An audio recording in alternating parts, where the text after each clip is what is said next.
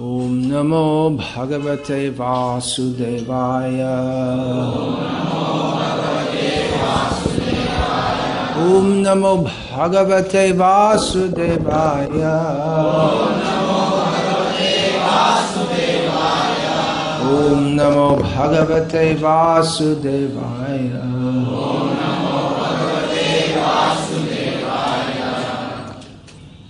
Today is the Tithi,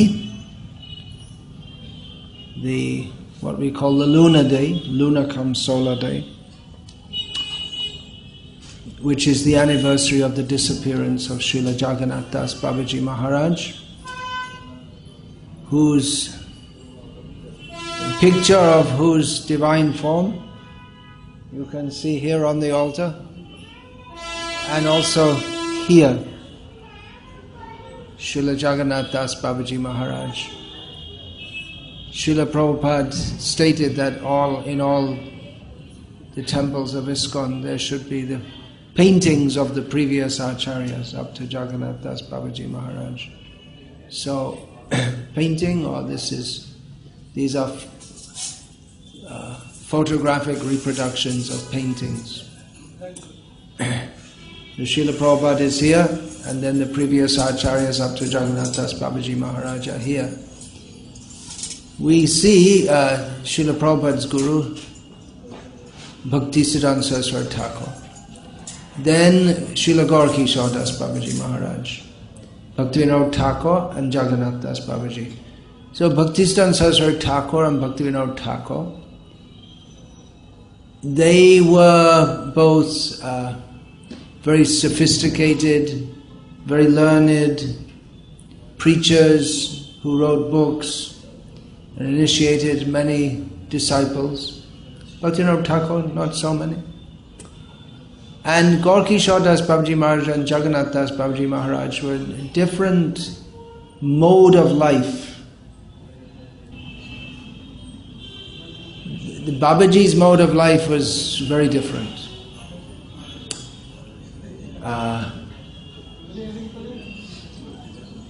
Their life is so different to ours that we may wonder what connection we have or what can we learn from them. Why are they seen as acharyas? Bhaktivinoda Thakur and Bhaktisiddhanta Saraswati Thakur were clearly acharyas, inasmuch as they preached,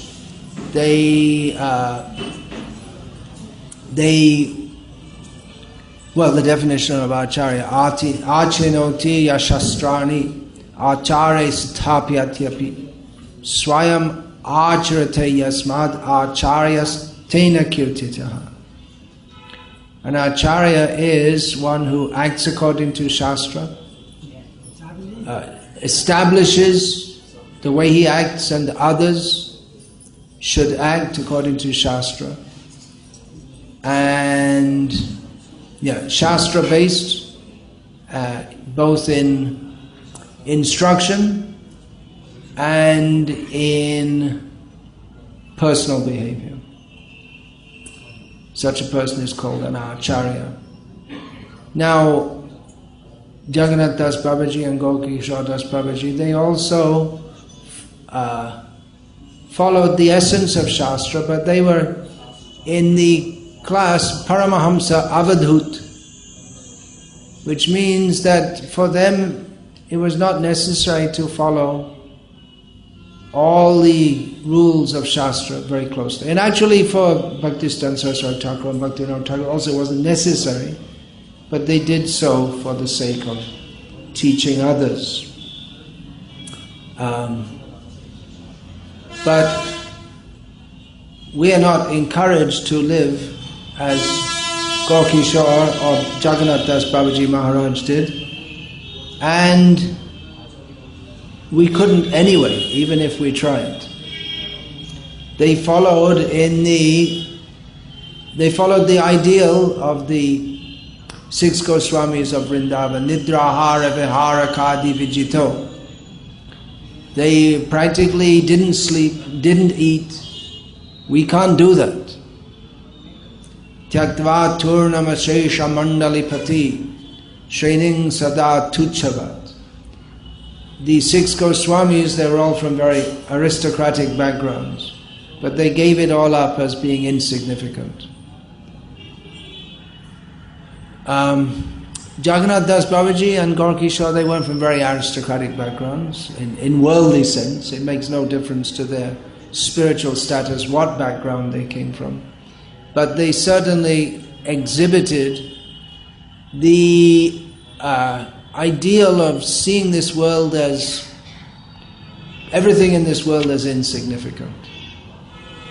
They were removed from this world. Now again, certainly Bhaktisiddhanta Saraswati Thakur, Bhaktivinoda Thakur, our own Srila Prabhupada were quite aware that this world is, everything in this world is quite insignificant. But at the same time they interacted with it for the sake of bringing Krishna consciousness to the people of this world who are deluded by thinking that this world is very significant. So it's a different mode of life that they lived. Jagannath Das Babaji Maharaj is, we won't find so much information about him because the Babajis, they don't present themselves to the public as the preaching acharyas do. They just myself I can give myself as an example right now as a very insignificant servant of the previous acharyas. I'm sitting on a seat here, higher than all of you, quite clearly putting myself as the center of attention in this room, although by my speaking it should be that Krishna becomes the object of our attention, and specifically I'm talking today about Jagannath Das Babaji Maharaj. So it shouldn't be that I'm talking, well, I'm so great, I'm so wonderful, and yes, me, and me, and I'm so, aham mameti, I and me. So, but I am sitting on a seat here, and this is being broadcast via the internet, maybe, if there's a signal. It's being recorded, so I'm accepting to put myself in the limelight, as the saying goes. Whereas the Babajis, they avoid all this. They want nothing to do with the world, and they don't care. Let the world go on whatever way it goes on. Now the big issue in Hyderabad, Telangana issue. The Babajis, they don't care about all this, and actually no about it. Then the broader issue is the general elections coming up. But this kind of thing, the Babajis, they're completely aloof from. They have nothing to do with this. They are Jivan Mukta. They're living in this world, but they have no connection with it. Yaha yasya harer dasya karmanam anasagira nikhilasya pyavasthasu Jivan Mukta sa uchyate. One who, while living in this world, performs haridasya, service to Krishna, is completely absorbed in that, by mind, body, words. He's not really living in this world at all. So the Babajis, they set the ideal of that. Now, the preaching acharyas also do, but that's not so obvious to everyone. Srila Bhaktisiddhanta Saraswati Thakur said that my guru, Srila Gaur Kishore Das Babaji Maharaj, gave me 3 orders. One, I can just remember 2 now. One was never to go to Calcutta. He was saying this sitting in Calcutta. Another was to not to associate with worldly people. And another was not to make disciples. So he was saying this, speaking to his disciples. So he said, I followed this because I never go to Calcutta. I am in the Gauriya Math, which is spiritual world. I don't associate with materialistic people because association means to take something from others, but I don't take anything from them. And I don't make disciples. I consider those who consider themselves my disciples, I consider that they're all my gurus. So it's a different mode of a complete withdrawal from this world. To some extent they may preach. Jagannath Das Babaji Maharaj, we know at least with Bhaktivinoda Thakur, he went to some different places. There was that Prapanashram, they went together. Bhaktivinoda Thakur had established some preaching centers in Bengal. And Jagannath Das Babaji at Amalajora, one place in Bengal, they went once and they performed Ekadashi, all night chanting. So, like that. But Bhaktivinoda Thakur would give most of the philosophical preaching. Jagannath Das Babaji Maharaj, he lived for, who knows, some people say 120 years, some people say 150 years. He lived for some time from Bengal, he lived some time in Vrindavan, and then he came to Bengal, Navadvip. He's especially known by his pranam mantra, we know, Gauravi Bhava Bhumes Tvam Nirdeshta Sajjana Priyaha Vaishnava Sarva Bhoma Sri Jagannathaya Te Namaha. Bhaktivinoda Thakur, practically he discovered the birthplace of Chaitanya Mahaprabhu, which had been lost in course of time and lost due to the moving river Ganga. Of course, the rivers move, but the course of the Ganga had changed due to various floods. And after the flood water goes down, we'll find the Ganga's in a different course. Especially with the soft land in Bengal. But everywhere, in Kanpur used to be on the Ganga. And now Kanpur's about 2 kilometers. There was some effort at some point to dig the Ganga and bring Ganga back to Kanpur. So Bhaktivinoda Thakur, practically he discovered, but what was accepted as the proof that this place, which Mayapur, which Bhaktivinoda Thakur had ascertained to be the actual birth site of Chaitanya Mahaprabhu, that Bhaktivinoda Thakur brought Jagannath Das Babaji to ascertain this. If he says it is, it is. If he says it's not, it's not. Bhaktivinoda Thakur was willing to accept whatever Jagannath Das Babaji Maharaj said. This Jagannath Das at this time was so old, he was carried around in a basket by his servant, Bihari Das, who was very strong. He used to carry him everywhere. And Jagannath Das, his eyes, he was so old that his eyelids were drooping over his eyes. So if he wanted to see, he'd have to physically open his eyes. So he couldn't walk, and he was just carried here and there. But in kirtan he would jump and dance. Otherwise he couldn't walk normally.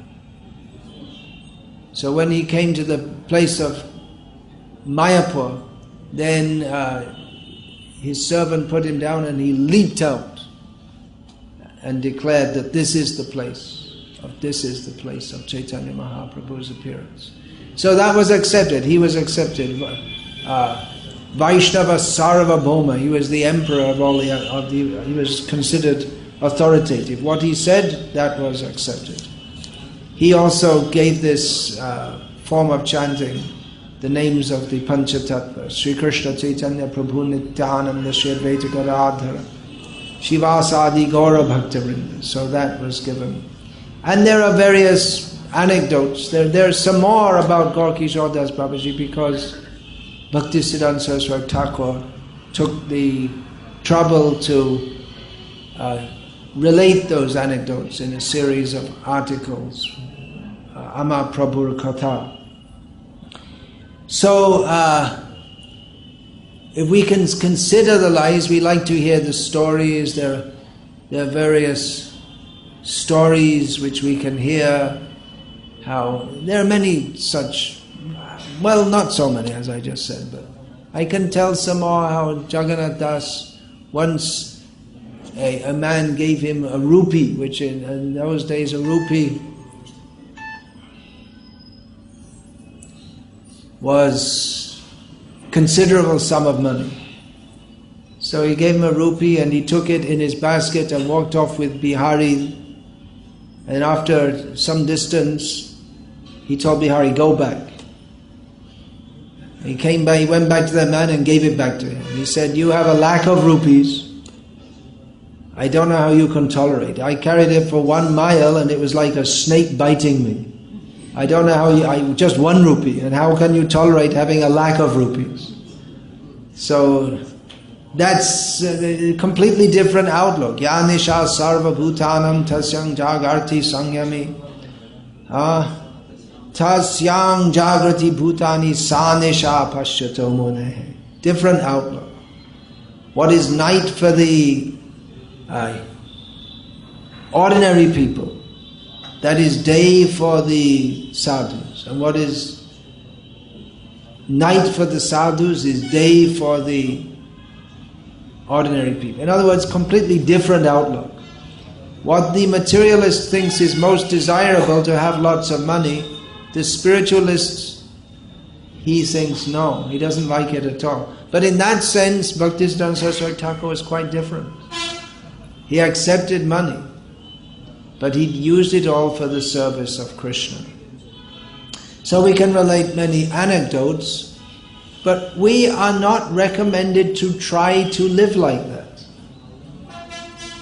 If someone came to me and said, now I want to live like Jagannath Das Babaji, I would tell him, please don't try. You're not fit for that.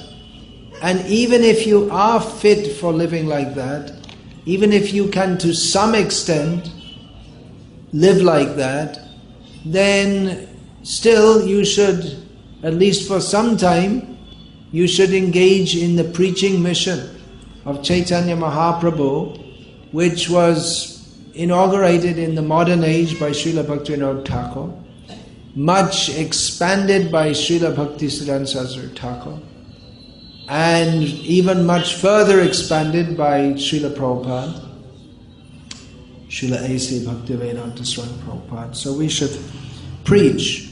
Srila Prabhupada once said that we don't want the Babaji class. Does that mean that we don't want Jagannath Das? We don't want Gaur Kishore? We want, but we don't want this imitative Babaji who's in the name of bhajan. There's a lot of sleeping going on. And maybe not just sleeping, maybe there's some illicit activities going on also. Because an idle mind is a devil's workshop. So keep active in preaching. So what is the significance of these Babajis to us? We should understand their importance. Is it just that we have to hear some stories about them that are not relevant to us, and we'll be entertained by hearing such stories? We should understand their actual importance. Parampara jano bhalo mate. We should understand well what is parampara, who are the members of the parampara, what is their significance. These are all our worshipable acharyas. Please put your cell phone and your camera and all these things away now and try and listen. I know it's a very difficult thing to do, to go on listening without any jokes in between. But if you can do so, you will be benefited. So, parampara jano bhalamate, we have to understand what is the principle of parampara. Who are the acharyas in this parampara? To properly understand Srila Prabhupada, we should understand the parampara previous to him. We should understand who is his guru, who is his guru, and who are they, what are their contributions, how have they lived. Sthita pragyasya ka bhasha samadhi sthasya keshava Stitadhi king prabhashita. Kimasita vrajeta kim. How does a self-realized person walk, talk, move here and there? What does he say? What does he do? It's going to be somewhat different in every case. Prajahati yada kaman sarvan partha manogatan atmanyev atmana tushtat stita pragyasta dochate. The self-realized person, the basic characteristic of them is that they've given up all desires and all endeavors for sense gratification, and they're situated in the self. So that's true of impersonalists and of personalists, both. That is the basic principle, but how they live in this world, how they particularly act, we should know. Otherwise, like the so-called Ritvikists who don't really understand what a Ritvik is anyway, we'll see, instead of Guru, Sadhu and Shastra, they just want to say Prabhupada. Prabhupada's everything. He's Sadhu and Shastra, but that's not what Srila Prabhupada, of course, taught. Srila Prabhupada is a bona fide Acharya because he taught making Shastra the basis. And he taught us that this is the basis, not that something like some nonsense, Sai Baba, something like this, whatever nonsense they talk, and people just accept it. So we should understand what is parampara. We can understand better what is Srila Prabhupada's contribution if we understand the Acharya's contributions before him. We cannot understand who we are and what we are supposed to do in parampara unless we understand who are the members of the parampara, what have they come to teach, what is our duty. Of course, we can go on in a simple way in Krishna consciousness, practicing, chanting, hearing, associating with devotees, but especially those who have taken the duty, the sacred duty of preaching Krishna consciousness, representing the previous acharyas. So particularly for them, it is incumbent to understand what is Shastra and who are the acharyas. Preaching, of course, that may be done in various ways, but especially those who have taken very seriously the mission of Srila Prabhupada, which is the mission of the previous acharyas, which is the mission of Chaitanya Mahaprabhu. They should understand very well all these points. Parampara jano bhalo mate. We should try to understand.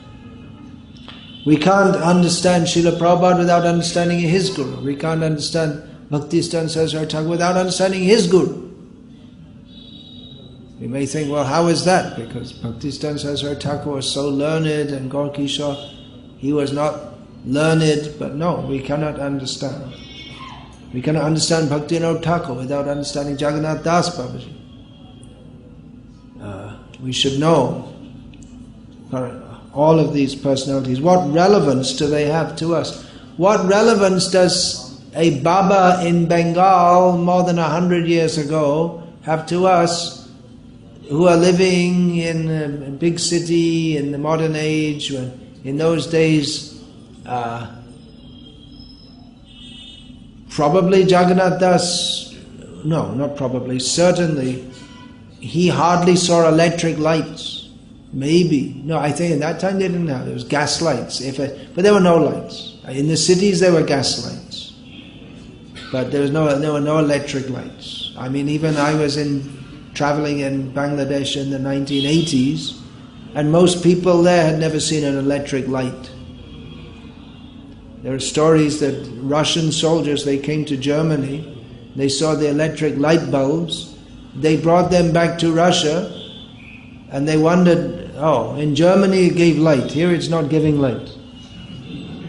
Because there was no connection to any powerhouse. Russia got industrialized, anyway, I have to talk about the history of Russia. So, they lived in a very different era altogether.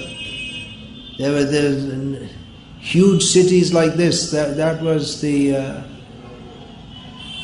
industrialized cities. Calcutta was a gift of the British to Bengal. Bengalis are very proud of Calcutta. It was founded by Job Charnock, an enterprising British man who married a Bengali wife, and so on and so on. So, what relevance does Jagannath Das Babaji have to our life? Well, there are some teachings are recorded, just like the 1 rupee teaching. He gave the idea to Bhaktivinoda Thakur that Chaturmasya should be followed by Vaishnavas. It's not just for materialists, as most Gauriya Vaishnavas thought that at the time. It's meant for Vaishnavas also. So that's one of his teachings. Then there are a few anecdotes like this. And when he was in Vrindavan once, he begged some chapatis from the sweeper class. And all the Vaishnavas there, they were horrified. They said, how can you're very respectfully, they approached him and said that, Babaji Maharaj, you're the most respected Vaishnava. But if you take chapatis from the sweepers, the people who are the lowest people in society, then that will cause havoc. You see, you have to beg, but from the houses of reputable people. So Jagannath Das said that, well, here we're living in Vrindavan. We all worship the dust of Vrindavan. And these sweepers, they're covered in the dust of Vrindavan. They're always sweeping in the dust of Vrindavan. They're the best people. Better to beg from them. So, not the sweepers of Secunderabad. But we should not consider them any worse. Because in Chaitanya Mahaprabhu's teachings, Krishna bhajane nahi jat kul adi bichar. In the teachings of Chaitanya Mahaprabhu, there's no consideration of high birth, low birth, such things. This was actually brought in much more. Chaitanya Mahaprabhu didn't uphold this principle, but shortly after he passed away, it was just the whole society was like that. It was just the way life went on in India, the caste system. So, what relevance they have? Bhaktivinoda Thakur, we can understand his relevance by his many books which are still extant, his many songs, Bhaktistan Saraswati Thakur. We can understand his relevance by his many writings, by the institution that he formed. But it's difficult to trace out what actually is the relevance of Jagannath Das Babaji, what teachings, what can we learn from them? Acharya means we should approach tadvijnanartam saguru mevabhika chet. We should approach the gurus for learning. What can we learn from Jagannath Das Babaji? We can't live like that. We're not recommended to live like that. So what actually do we have to learn? Is it just a formality that his picture is on the wall here? Well, their lives were modelled on that of the 6 Goswamis of Vrindavan that I already said, Nidrahara Viharaka Divijito. They conquered over the tendency to eat and sleep. Ahara Nidra Bhai Maitun. These are the 4 basic activities of all living beings in this material world: eating, sleeping, mating and defending.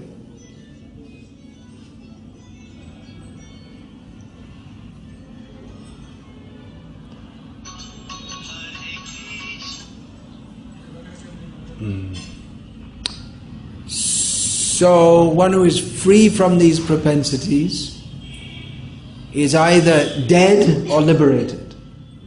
Eating, sleeping, mating and defending in one body stops when the body dies, But in this lifetime, if we overcome that, then we are liberated. So we can overcome that by regulating, taking only Krishna Prasadam, sleeping only as much as is needed for gaining refreshment for the body so that we can go on serving Krishna.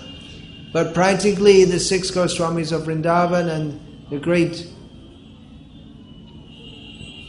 Babajis, Jagannath Das Babaji, Gaur Kishore, they practically stopped all eating and sleeping. So, all right, but we can't do that. Can we? We can try, but practically we can't do it. Generally, not all the 4 propensities, but sleeping during classes is quite common.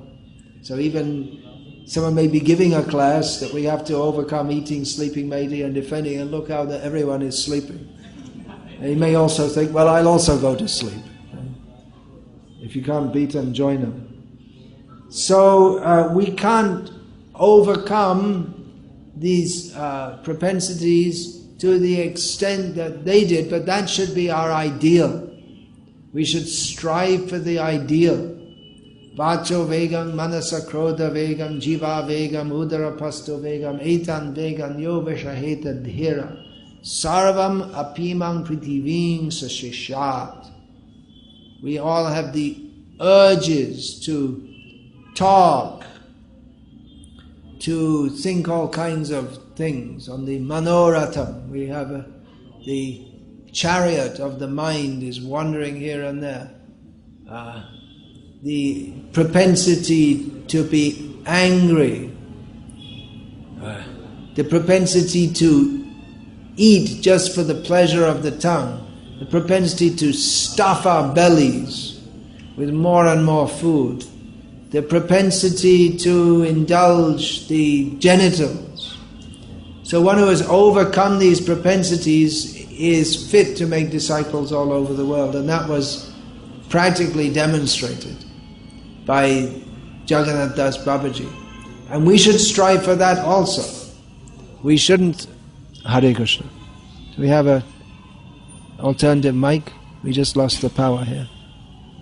No? Then what to do? Because my voice isn't loud enough to reach back there. Well, we got a practical Vacho Vegam there, controlling the propensity to speak, but we want to speak about Krishna. So what to do now? We don't have any Vikalp Prabandh.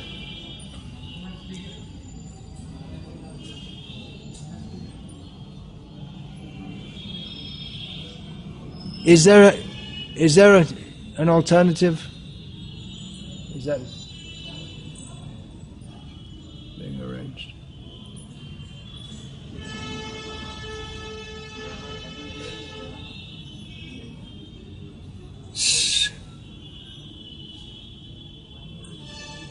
So we should all strive for that.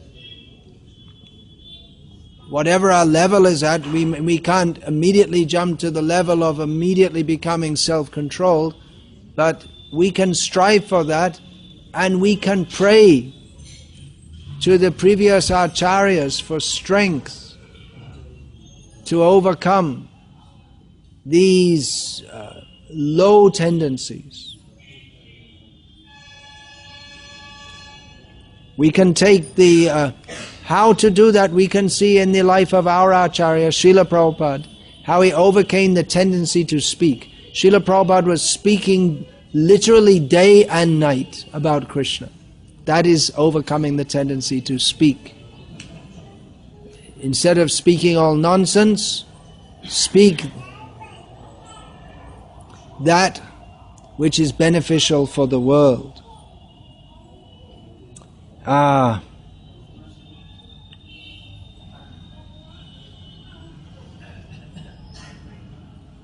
So they followed the ideal of the 6 Goswamis. Many Babajis, they were following this Even today you'll find chanting, many rounds, living very simply. Of course, the 6 Goswamis of Vrindavan, they were very deeply learned in Shastra and writing books also, which Jagannath Das and Gaur Kishore, most of the Babajis didn't do. They were just doing bhajan.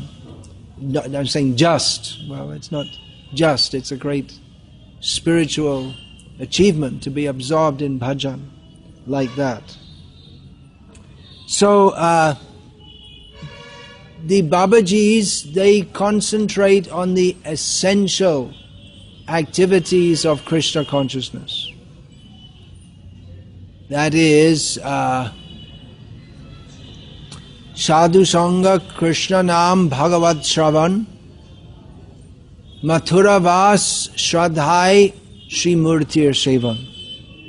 So the Babaji, Gaur Kishore Das Babaji, Jagannath Das Babaji, and all the Babajis, they concentrate on these essential principles, these 5 essential principles, with maybe the exception of Murti Seva. Jagannath Das Babaji, he also worshipped deities, or the deity of Gauranga for some time. While living in Vrindavan, that deity is still there, just opposite the Radharaman temple, is the temple of Shona Gauranga, who was worshipped golden Gauranga. Actually, it's not, the deity's form is not composed of gold, but people thought like that, so he was known as Shona Gauranga.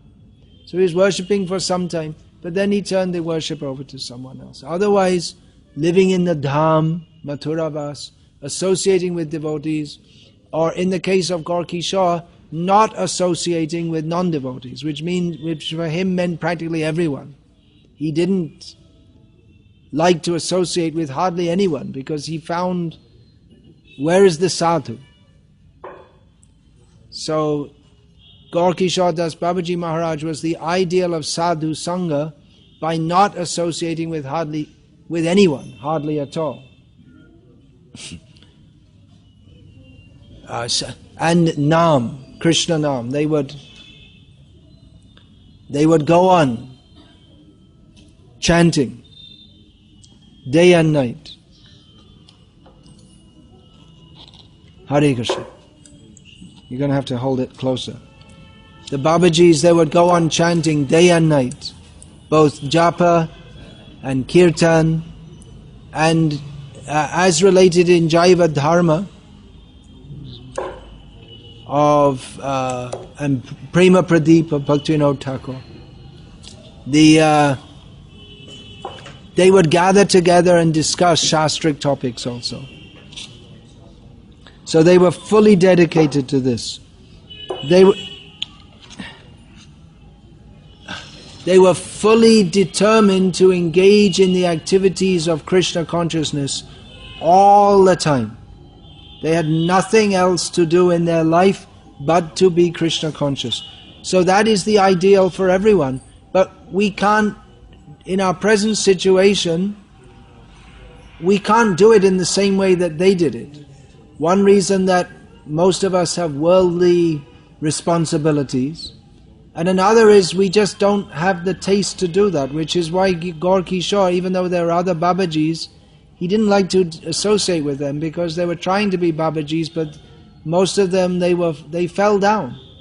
They couldn't maintain even the detachment from women, which a sadhu is supposed to be detached from everything, and especially sadhus are supposed to be detached from association with women. So the Acharya, for this point alone, we can see how important, how this is essential for all devotees, including grihasthas. One should not be, certainly grihasthas should perform their family duties, but they shouldn't be entangled in sense gratification. There should not be a sense gratificatory relationship between husband and wife. So Gaur Kishore and Jagannath Das Babaji Maharaj, they were renounced. They left their family duties. We don't know the distant past of Jagannath Das, because sadhu, once you become a sadhu, you don't talk. You're not supposed to talk about what you did in the past. It's gone, finished, dead. But about Gaur Kishore, it's known that he was from a Vaishya family of Farid, what was Faridpur district, now it's broken up, in Bangladesh, what's now Bangladesh. He was a grains merchant. Then his wife died when he was young. Then he just left home. So they were renounced, but they were also detached. It's not necessarily true that everyone who has renounced the world is detached from it. Which is why Bhaktisiddhanta Saraswati Thakur set up the Gauriya Math, so that those who are trying to become detached from the world can live in the Math, and those who are living in the world and cultivating Krishna consciousness, they can associate with the devotees who are living in the Math and also become uplifted. But the Babajis, they show the ideal of what it means to be renounced and fully detached, which is why we shouldn't become Babajis, because if we're not fit for that, if we attempt to renounce the world but we're not sufficiently detached from it, then there'll be fall down. So it's better to be a grihastha and live a dharmic life in Krishna consciousness than to be a false renunciant who is outwardly renounced but actually not. So for those who are aiming at this ideal, Bhaktisiddhanta Saraswati Thakur made the Gauriya Math, and following that model, Srila Prabhupada made ISKCON, that those brahmacharis and sannyasis, it's understood that mentally they may not be fully detached from the world, but they can practice it within this format. So, they were actually the ideal to follow. Bhaktisiddhanta Saraswati Thakur was sometimes criticized for having sannyasis, because the renunciants in the Gauriya Sampradaya prior to that were all these Babajis, Vairagis. But Bhaktisiddhanta Saraswati Thakur said, we have accepted this position to serve this ideal. So the Vairagis, the actual Vairagis, renunciants, Gaur Kishore and Jagannath Das, they are the model of renunciation for the brahmacharis and sannyasis of ISKCON and the Gauriya Math. And before considering Yukta Vairagya, how to engage everything in the service of Krishna, including money, nice buildings, cars, computers and all these things, first we should consider what is the Vairagya of Jagannath Das and Gaur Kishore. And with that spirit of Vairagya, we can engage everything in Krishna's service. If we don't have the spirit of Vairagya and we use all these things, that they will cause our more attachment to this world. So that's a very important teaching that we have to learn. I'm making a proposition here that what we have to learn, we can learn Vairagya from these Babajis, Paramahamsa Babajis, and on that basis we can see how Bhaktisiddhanta Saraswati Thakur, our own Srila Prabhupada, they gave us the principle of Yukta Vairagya. But first we should see what is the Vairagya of the Vairagis, who did not so much attempt Yukta Vairagya as total Vairagya from this world. Not that Yukta Vairagya is lacking, but the complete Vairagya, living extremely simply. Gaur Kishore Das Babaji, he sometimes lived under, how to explain that? There's the country boats in Bengal, they have a cover, a wickerwork cover. So on the edge of the Ganga in Navadvip, that would be there. When the boats are not in use, the covers are sometimes removed. He would sit under that. Sometimes. That was his residence. It means no fixed residence. And then sometimes he lived in the latrine because he was fed up of people coming and just bothering him for Ashirvad. He went and lived in the latrine. Then they won't bother me here. So this is Vairagya. For preaching we won't do. We make temples and invite people, please come. People coming means they're going to bother us. But they have to be given some place where they can come to learn about Krishna consciousness. So to renounce the world is relatively easy. To renounce material desires and actually be detached is much more difficult.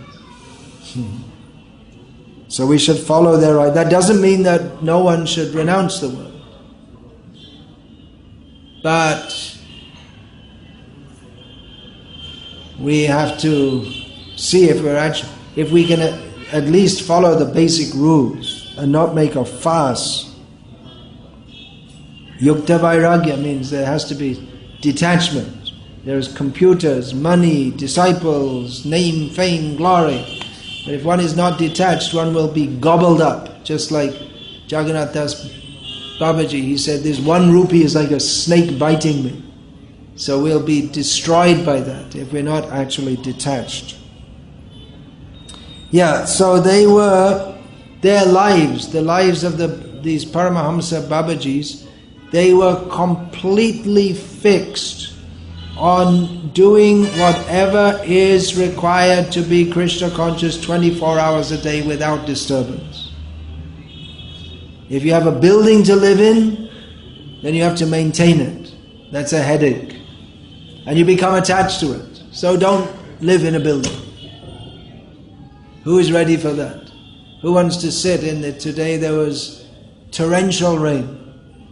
So who wants to sit and Hare Krishna, go on chanting? Who will agree? But they were prepared to accept all difficulties, physical difficulties, just so that they could practice Krishna consciousness all the time. And they were very strict in their practices. They had how many rounds to chant, they would hardly eat any food, and they were very concerned that they won't take food from anyone. That's why they would only take from people who are following the Vaishnava principles. So that's why when Jagannath Das took from the sweepers of Vrindavan, people were very concerned. You see, Babaji say, you can't just eat here and there. That Jibar Lalashe Je Iti Uti Dhai. What is that? Shishnodar Parayan Krishna Nahi Pai. Chaitanya Mahaprabhu said, those who for the pleasure of the tongue, the greed of the tongue, they run here and there looking where is there some nice food. They become attached to their belly and genitals. And they don't attain Krishna. So the Babajis lived very, very strict lives. Chanting, not associating with other Sankhya Purvaka Nama Gana Natibi Kalavasani Krito. Just like the 6 Goswamis of Vrindavan, they chanted a fixed number of rounds, they had so many scheduled activity, very strict, regulated life, routine life. They lived according to the ideal. Chaitanya Mahaprabhu gave some instructions to Raghunath Das Goswami, which are recorded in Chaitanya Charitamrita, and they're also recorded by a direct associate of Chaitanya Mahaprabhu, Jagadananda Pandit.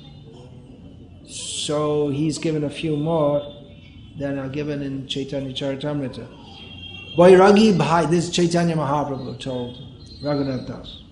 Vairagi Bhai Gramya Kotha Nashuni Bekane. Grama Borta na Kohebe Jobe Mile Beane. So, the Vairagi, those who are practicing Vairagya, non-attachment to this world, they should not listen to worldly talks. They should not indulge in tongue wagging about worldly matters when they meet others. Shopane o na karo bhai stri shambashan. Grihe stri charya bhai ashi achobon. Chaitanya Mahaprabhu said that even in a dream, you should not talk with women. You gave up your wife to come to the forest or to practice spiritual life. Jadi chaho pranay rakhite goranger shane choto haridashe kotha take jena mone. If you want love, association with women means one is looking for love.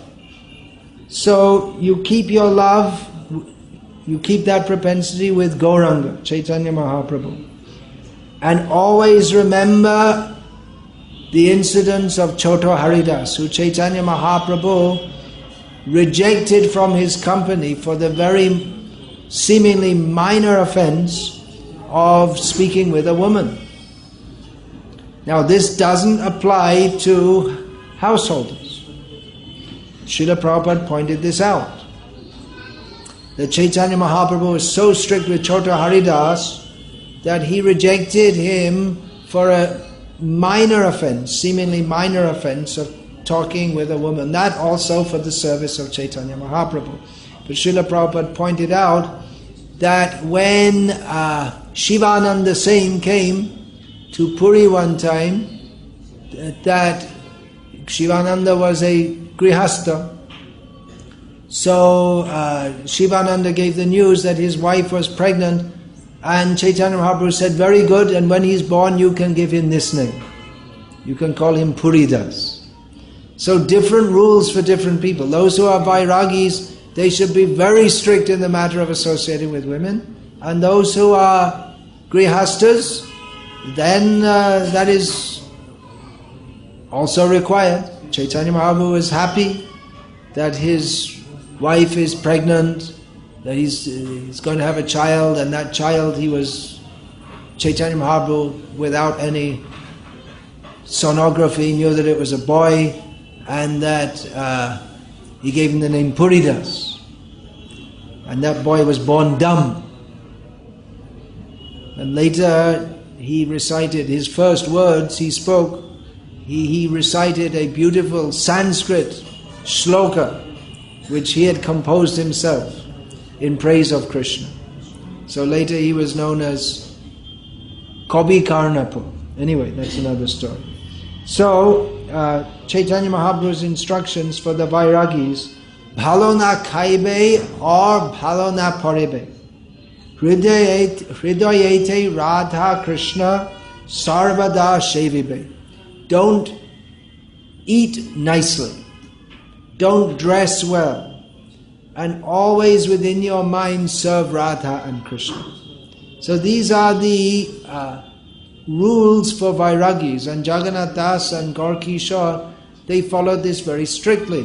Grihastas, they have a different mode of life, but the point is there that what is it? I forgot. Hridayete, Radha Krishna, Sarvada Shevive. One should aspire to always serve Radha and Krishna in the mind. For Grihastas, bhalo na khaibe or bhalo na paribe, don't dress nicely, don't eat nicely. That they may not observe. They have a different mode of life. They should take only Krishna prasadam, and they may dress nicely. There's no objection, especially if there's on a if you're a grihasta and you're going to a wedding, you don't go in rags. You say, well, I'm a Vaishnava, so I've just got some torn old cloth. And you should honor the occasion by dressing nicely. A different mode of life, but we should remember that we are all meant ultimately to be detached from this material world, because ultimately whatever situation we have to be detached from that. The Vairagi, he's socially dead. He doesn't go to weddings. He wouldn't be popular there anyway, because at a wedding, the whole idea is how the husband and wife are going to live together. And Vairagi, he's just the antithesis of that. So they have their role to play. The grihastas will come and bow down at the lotus feet of the Babajis, and they should ask for blessings in Krishna consciousness. There was one newly married man came to Gaur Kishore Das Babaji and asked him for instructions how he should live in family life. And Gaur Kishore said, well, your wife is a Vaishnavi, so you should serve her. You cook and offer to Krishna, you serve, when she's finished, you take. Oh, women are going to like this one. But anyway, nowadays neither husband nor wife cook, because they go and eat at the Pizza Hut, or they phone up for a pizza, because they don't have time to cook, and they don't like to, because they're working, both of them, and when they come home they've got more important things to do than cook. They have to watch the TV. So that's why we're preaching Krishna consciousness, so that people can be saved from this horrible life, which is called advanced modern life.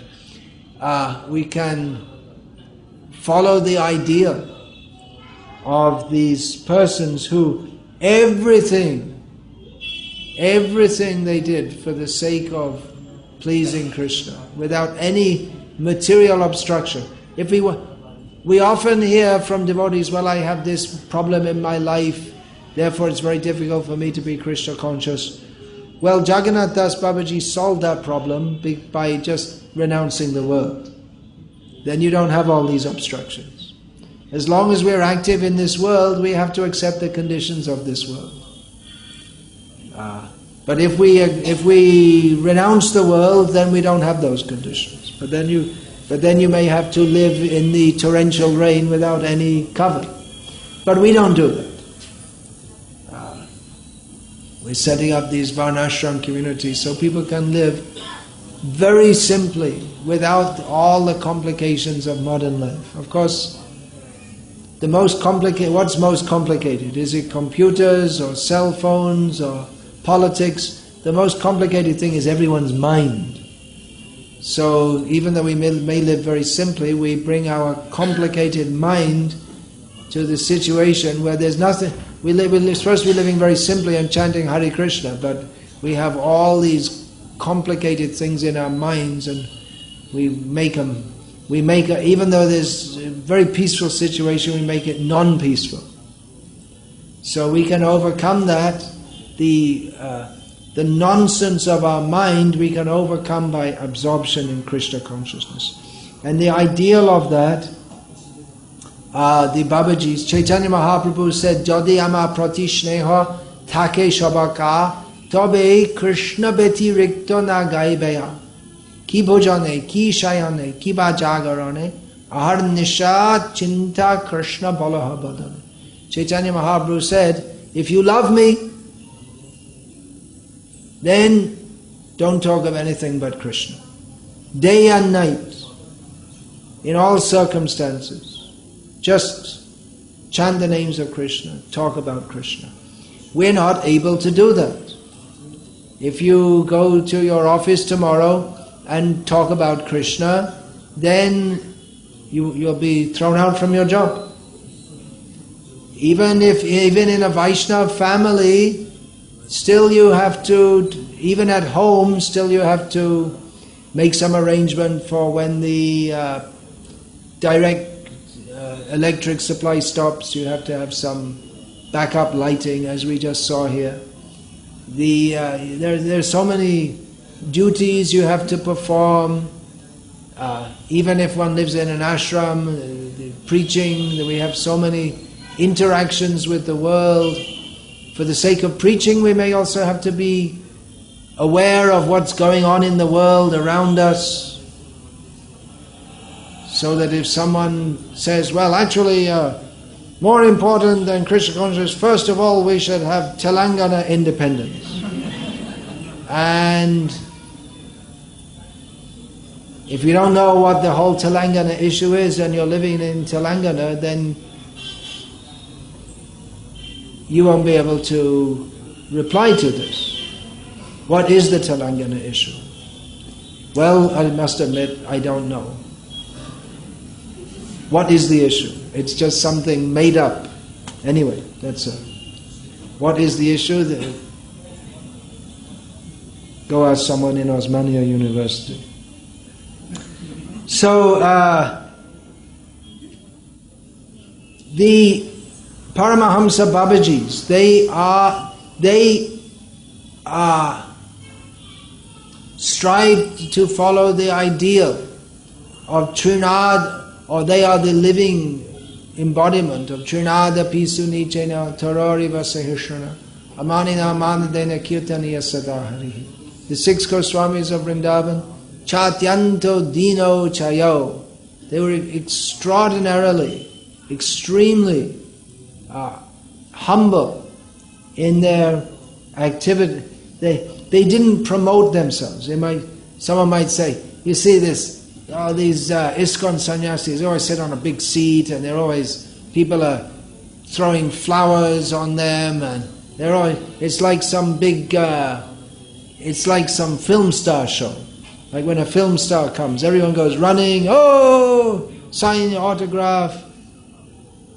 So that may be there, they're utilized for the service of Krishna, but the Babajis, they show in their life no interest in any of this. Actually, the sannyasis in ISKCON who are taking the name and fame and honor, they also should not be interested in it for their personal sake, but only as a means to help to bring people into Krishna consciousness. Otherwise, if one is personally attached to this, then better he goes and be a sweeper in the street than in the name of preaching Krishna consciousness, that one accepts name, fame, and one is actually attached to name, fame, glory, money, and all these things. But the Babajis, they show the ideal of keeping themselves invisible. They don't want to be seen. They're doing their bhakti, not advertising. Well, actually, I'm chanting 192 rounds every day, so yeah, all right, just thought I'd let you know. They don't say. Narottam Das Thakur has given the warning, apana bhajana kata, nabalebo jata tata. We're not supposed to go around announcing, well, I'm very renounced, and I'm not at all interested in name and fame or anyone praising me. And yes, I gave a great lecture the other day, and I have so many disciples, and I'm very humble also. And I'm good at telling jokes. So they weren't going out in the public, maybe lectures to a small circle of chosen people. They avoid the world. Now for preaching we require to go in the world. But they showed the idea of being fully detached in all respects. And again, it's not that Bhaktisiddhanta Saraswati Thakur or Bhaktivinoda Thakur or our own Srila Prabhupada were not fully detached. They were accepting name, fame, glory, money and everything else, interacting with women to some extent. But they were doing so for the sake of preaching. And we may do the same thing. We may be giving lectures, giving initiation, so many things. But we have to see, are we actually on the same level? Are we actually doing it all for Krishna? We should always remember the ideal of the great Paramahamsa Babajis who we worship. That is the actual manifest standard of renunciation that we should all follow. That is the ideal. Devotees are idealists. We are not interested in this world. We are interested in going to the spiritual world. We want to be pure devotees of Krishna. We don't want to be even mixed devotees of Krishna. We want to be free from all material desires. And we want other people also to come to that level of being free of all material desires. So we have a very high ideal. We're striving for that which seems almost impossible, but we're trying for that. And the Paramahamsa Babajis, they showed how idealistic one should be, how one should be prepared to sacrifice not only the home but all comforts and anything and everything that materialistic people consider desirable. They had no contact with whatsoever. Nothing. Either physically, nice comfortable house, nice food, or even mentally or emotionally. They didn't want name and fame. Nothing. They were only Krishna. So that is the ideal that we should follow. We should have principles. Again, we have a different mode of life to them. Especially the grihastas. Their mode of life is different, but that ideal of how we are to be absorbed in Krishna, that is the same ideal we have to follow. We have to strive for that. They unlike in the modern world where there's no clear sense of what is right and what is wrong. Pravriting cha nivriting cha janana vidura suraha. Those were demons, they do not know what is right and what is wrong. So there are various philosophies going around that, well, what is right and what is wrong? Well, that's up to you to decide. Everyone has their own morality. You can decide yourself. Or what's wrong? Well, there's nothing really wrong as long as you don't harm anyone. So if you kill animals and eat them, that doesn't matter, because anyway, they're just animals. And if you are corrupt, well, if you get away with it, it's okay.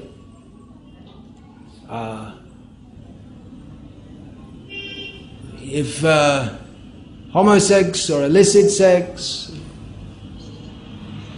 doesn't matter, no one's harmed, so what's the harm? Abortion, well, it's only some tissue, fetal tissue removal. So in the modern world, in the demoniac modern life, there's no clear understanding of what is right and what is wrong. And even one of the recent presidents of the United States of America was accused by a young lady he was having sexual activity with her, even though she was unmarried and he was married, and he denied it. Later on it was found that he was lying. Not only was he engaging in extramarital sex, but he lied to the whole nation and the whole world about it. And apart from his political opponents, who wanted to use it to chuck him out of the office, no one really cared. Because if everyone's doing it, then why should you blame him? They think it's all right. What's the harm? They don't care. This is the condition of the modern world. But the sadhus, they are supposed to have principles and to know what is right and what is wrong and establish that by their behavior. Those who are preachers, they may have to make some adjustment within this world. Not that they have illicit sex, but they may accept money from people who acquire it by sinful means. It's very difficult to find anyone whose earnings these days are not without some sinful means, because in a society where everyone's sinful, then it's It's very difficult not to have income which is not tainted by sin. But the Paramahamsa Babajis, they don't do that. They show the highest ideal. We should be idealists, we should be principled. We should know what is right and what is wrong. That's why the Babajis, they live alone. Because they don't want to associate with anyone, because they'll maybe have a little company of their own group of devotees. Otherwise they're detached from there. They don't interact with other people. So that should be our ideal. We don't interact with others only if we can give Krishna consciousness, like Bhaktisiddhanta Saraswati Thakur said. Living in Calcutta, he said, I don't associate with worldly people because I don't take anything from them. We don't take their ideas. We don't acquiesce with their nonsense philosophies. We only live with them if we can give them Krishna consciousness. Again, for householders, it's going to be very difficult.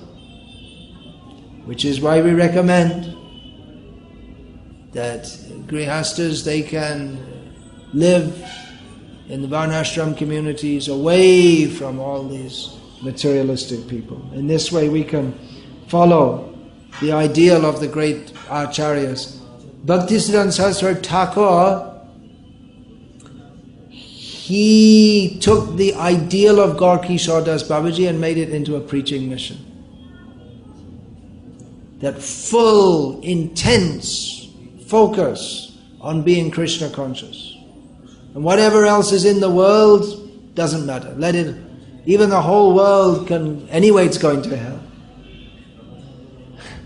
But we're not concerned, whatever's going on.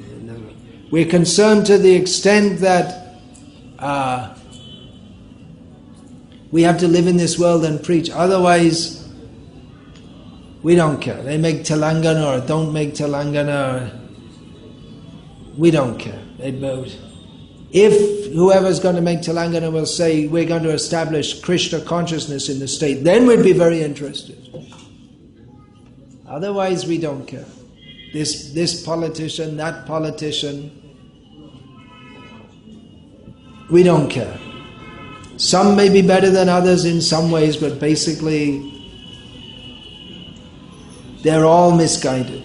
They should take guidance from the devotees of Krishna. The devotees of Krishna should take guidance from the acharyas, and not from the materialists. So the Paramahamsa Babajis, like Jagannath Das, they show what it is to be a devotee, completely detached from the world. And we should see that ideal in Bhaktivinoda Thakur, Bhaktisiddhanta Saraswati Thakur, Srila Prabhupada, that there's no difference. They have the same ideal of complete detachment from this world and total immersion in serving Krishna. That's why we should be very careful, even though we take up Krishna consciousness, not to think that, well, just because I have tilak on, that I'm a devotee. We can see how much we are progressed to the standard of Jagannath Das Babaji. Then we may think that we're a devotee. Anyone? Anyone would like to say, I'm advanced in Krishna consciousness, like Jagannath Das? I don't think so. We should be realistic. So that may help us also to keep humble and keep straight on the path of Krishna consciousness and realize that we need to follow the process. They followed it so strictly, even though they're already on the totally perfect platform. So we should also follow strictly. Otherwise, if we don't follow, then fall down is certain. By not following, we ourselves become fallen. Just by not following. So we have to follow very strictly. So many things we have to learn from them. They're not just pictures on the wall. Hare Krishna. I'll finish there, unless there are any questions about this.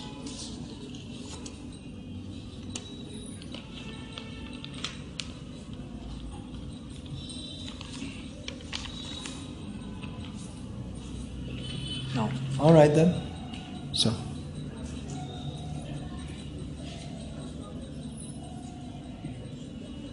Hare Krishna. Srila Jagannath Das Babaji Maharaj ki jai. Srila Bhaktivinoda Thakur ki jai. Srila Gaura Kishore Das